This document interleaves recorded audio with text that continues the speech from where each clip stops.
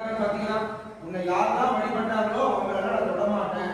இப்ப எப்படி ஐயப்ப சுவாமி கோவிலுக்கு கருப்பு துணி கட்டிட்டு நம்ம போனா அந்த சனிதோஷம் நிவர்த்தி ஆகுதோ, அது போல அனுமார் வழிபாடு பண்றவங்க எல்லாருக்கும் சனிதோஷம் நிவர்த்தி ஆகும்.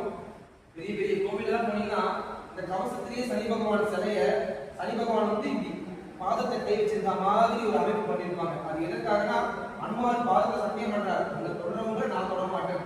அதனுடைய அமைப்பாக நம்ம சன்னிதானத்துக்கு காகம் கேட்டிருந்தோம். காகம் வந்து சனியோட உருவம்.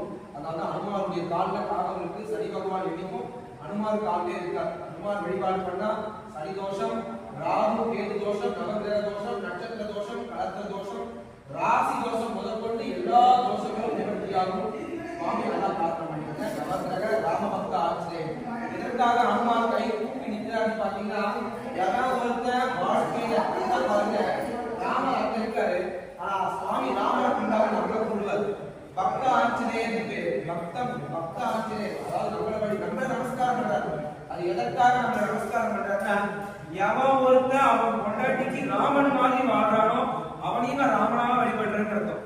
அதாவது ராமன் மட்டும் ராமன் கிடையாது, தன்னுடைய மனைவிக்காக எவனெல்லாம் ஒருவனுக்கு ஒரு தீர்ந்த காரணத்தோட இந்த உலகத்துல வாழ்றானோ அவனையெல்லாம் நான் ராமனாக வழிபடுறேன் அப்படின்னு சொல்லிட்டு தான் சுவாமி நம்மளை பார்த்து நமஸ்காரம் பண்றாரு. சத்தியம்